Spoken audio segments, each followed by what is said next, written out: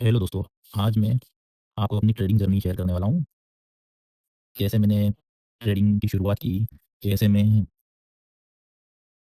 शुरुआत के 3 सालों तक लॉसेस करता रहा और फिर फाइनली मैंने प्रॉफ़िट एंट्री करना शुरू किए।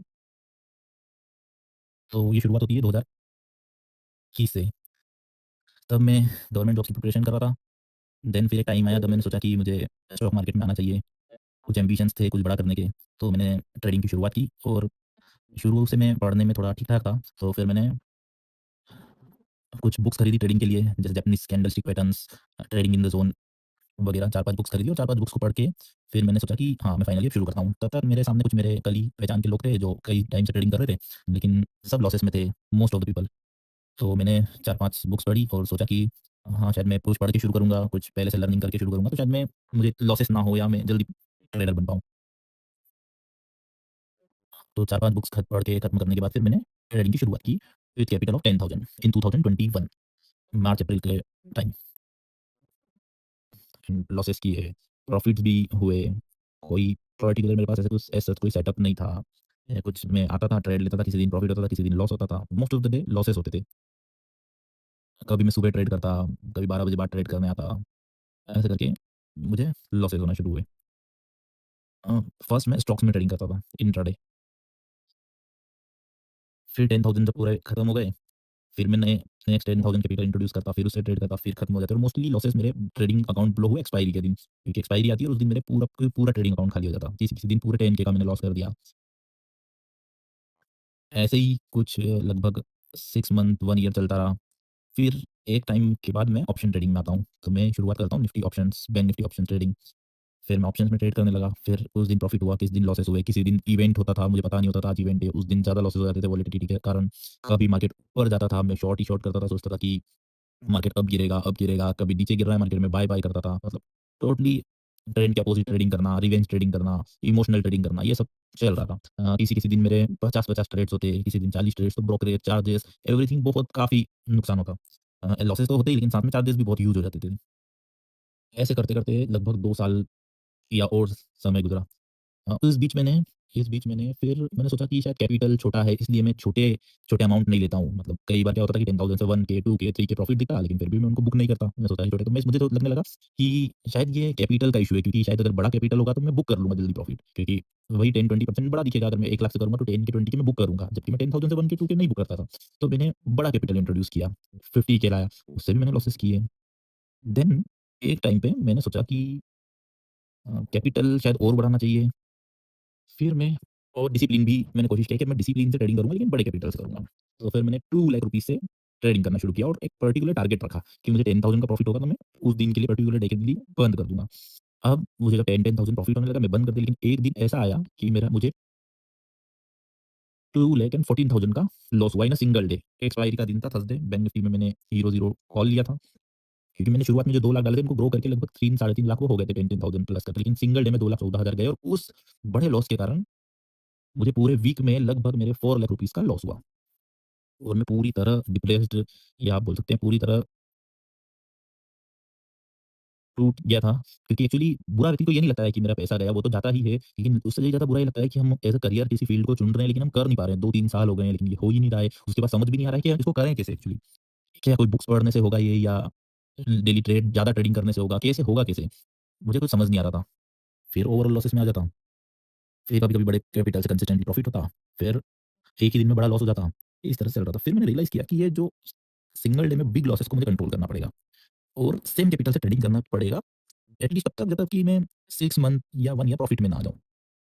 फिर मैंने सोचा कि मैं 10,000 से ही ट्रेड करूँगा, इससे ज़्यादा कोई कैपिटल नहीं बढ़ाऊँगा और मैंने 10,000 से शुरू किया।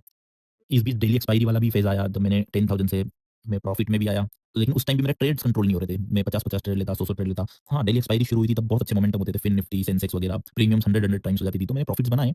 लेकिन ट्रेड्स काफ़ी ट्रेड्स होते थे और मैं पूरा एग्ज़ॉस्ट हो जाता था दिन भर ट्रेडिंग कर के। ऐसे करके ये चलता रहा और फिर अराउंड 6 मंथ पहले मेरा एक्चुअल टर्निंग पॉइंट आता है मेरी लाइफ़ का और मैं सोचता हूँ कि अब मुझे कुछ रूल्स बनाना पड़ेंगे। यहाँ से मैं करता हूँ रूल बेस्ड ट्रेडिंग शुरू। इन रूल बेस्ड ट्रेडिंग में मैंने अपने 5 साल के एक्सपीरियंस से कुछ सीखा था। उन्हीं को मैंने सबसे पहले एक कॉपी में लिखना शुरू किया। उसके पहले भी मैंने कई नोट्स बनाए, उनको पढ़ता था, उन सबसे मैंने सीखा और सिर्फ़ एक सिंगल पेज रूल्स बनाए। रूल्स मैंने इस तरह से बनाए कि मैं 10,000 से ट्रेडिंग करूँगा, कि 2 स्टॉप लॉसेस अगर हिट होते हैं तो मैं पर्टिकुलर डे के लिए ट्रेडिंग बंद कर दूँगा, या फिर टोटल 3 ट्रेड अगर होते हैं तो मैं उस दिन के लिए ट्रेडिंग तो भी बंद कर दूँगा, चाहे तीनों ट्रेड प्रॉफिट में क्यों ना रहें।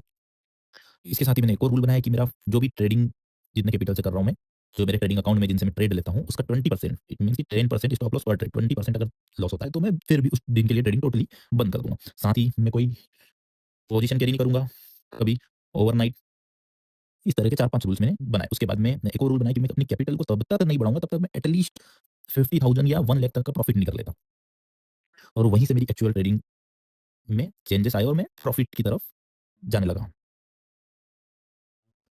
तो लास्ट 6 मंथ से मैंने ये रूल्स फॉलो करना शुरू किया और मेरी ट्रेडिंग में ड्रास्टिकली चेंज आए और अभी लास्ट 6 मंथ से मैं प्रॉफिट में कर हूँ। तो आप सभी लोगों से मैं बस यही कहना चाहता हूँ कि trading is all about discipline and psychology. कि स्किल्स मैटर करते हैं, लेकिन वो स्किल्स आपके तब तक कोई काम के नहीं है जब तक आपका डिसिप्लिन सही नहीं है और साइकोलॉजी सही नहीं है। क्योंकि आपकी कितनी ही अच्छी स्किल्स हो, लेकिन अगर आप ओवर ट्रेडिंग करते हैं, अपने रिस्क से ज़्यादा लॉसेस देते हैं, तो आपकी साइकोलॉजी सही नहीं रहेगी और उसी की वजह से आप कभी भी प्रॉफिटेबल ट्रेडर नहीं बन पाएँगे।